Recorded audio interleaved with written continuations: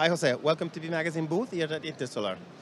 Thank you very much for the invitation. It's a pleasure for me to have this possibility to speak a little bit with you and your listeners. Jose, last year, Spain installed 8.4 gigawatt of new solar. This makes the country maybe the largest market in Europe.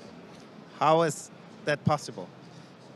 We are very excited about to become the leader, the European leader at minimum for a year, 1 year. That was possible because in this moment there is a strong interest in to invest in PV in Spain at utility scale, because they are feeling that we need this technology, this energy, and a regulatory framework nice. And for other part of this 8 gigawatts, 2.5 gigawatts came from self-consumption sector. Last year, we enjoyed two big drivers: high electricity prices and the funds of the next generation, 1.5 billions of euros in subsidies for generation. That was the two drivers that put so in advance the self-consumption in Spain. And Spain is not only the largest PV market, it's also the largest PPA market in Europe. Yes, that's right, and we are very proud of that, to be pioneer once again in one aspect of the PV sector, and we consider this market will be larger in the next year in PPAs. So do you expect more large-scale PV plants will come online in the next years, and I mean in a very big scale? Is it not dangerous for some risk of cannibalization? Last January, the government approved more or less 40 gigawatts of environmental license. We don't know exactly how many of these 40 gigawatts will arrive until final step of construction license, but most of them will arrive. But many of these projects that obtain the environmental license have environmental conditions that will affect the profitability of the projects. Then we calculate that at the end of the day, from these 40, the final figure will be between 25 or 30 gigawatts. That will be in the hands of the investor to decide if go ahead or not. There are many circumstances. In this moment, it's not easy to define what will be the forecast of the price. Never have been easy. And now we have the international crisis. We have the need of electrification. We have the need to develop storage. We have the need of develop hydrogen. If we develop all these aspects, not in the international crisis, the others.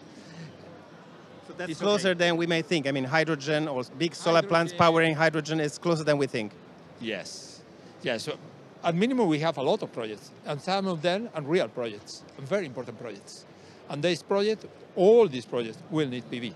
Will they be able to deliver a price of hydrogen which will be sustainable or competitive with the, let's say, fossil fuel hydrogen? This is a challenge for hydrogen.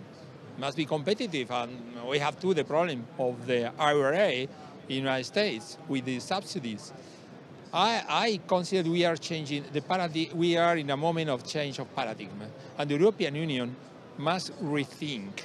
We need to restart to use the world's industrial policy that was forgotten in the last years. But if you have that all your competitors from the East or the West are promoting industrial policies, you cannot be stupid. We should do the same, I mean, in Europe, yes. But this is coming, maybe. This is come partially so far, but do you expect more? We expected that more open mind from the European Union, because we need, for ecological transition, we need the hydrogen, we need the PV. For national sovereignty, not only energy sovereignty, we need PV, and we need hydrogen, and we need that. At a recent conference, I heard people say the European industry should be somehow protected by the Asian competition, by other. Do you think that could be a good way to solve this problem? I'm not sure. I think the project must be competitive. We have some circumstances now that do that we can do it. We have the money, subsidies that came from the next generation. But I don't believe that any investor must trust in the idea that every year he will receive more money, because regulators change of mind, policymakers change of mind. It's better now to take profit that you have this money for the initial push. You have a market, a big market Europe in this moment. You have the technology, you have qualified employees, you have everything. And we are in PV in the moment of technological disruption. And you need to take profit of that. And what you need to do, for me, the key of the success is not the protectionism, it's R&D, R&D, R&D. You need to create a technological gap with your competitors from one side. And for other side, you need to develop a supply chain for the supply chain. Because the paradox is that in China, you have a market of supply chain. In Europe, we have the monopoly of supply chain. We need to change the reality. We want to produce in a competitive way and to trust more in this aspect than in policymakers. I mean, Chinese companies are also scaling up capacities to unprecedented levels. Do you think European manufacturers may cope with this? When you compete, you cannot think that your competitor will stop his activity. We must have in your mind that will continue to go ahead. And you must react in relation to this scenario. But at the same time, I don't believe that the idea is to do the substitution of all the imports from Asia. I think it will be a wrong concept. In Europe, we have excellent manufacturers. We have the inverters, trackers, the structure. We have already. That we need is to manufacture PV. Why?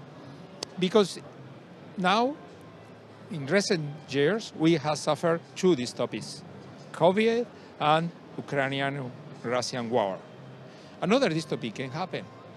Then we need to be ready for that possibility.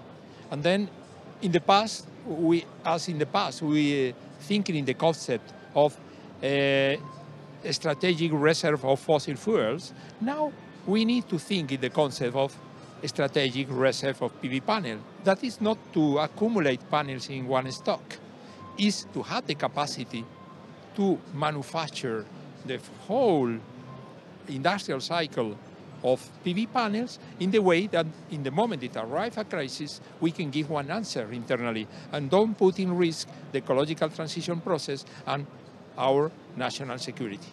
Very final question about, you said before, 2.6 gigawatt of self-consumption, which is distributed generation, rooftop solar. That was for me quite surprising. I mean, it was a great result for Spain. Yeah, it was very big, but we must, I don't believe that will be an average year. I think it was the peak with these two drivers that I described before. And then we will arrive at now, I think in the next year, the sector will be stabilized and more normal without subsidies. And with more low prices, the sector will be stabilized. But I'm sure that it's a sector that will be consolidated and have a future very promising in our country. Thank you very much, José, for being here with us. Thank you very much to invite me. It's a pleasure to cooperate once more with the PV Magazine.